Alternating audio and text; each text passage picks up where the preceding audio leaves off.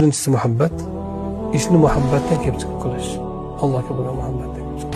Shuncha aytiladiki, kishi ko'p o'rgangan narsasida dars berishi mumkin, ammo ijod qila olmaydi.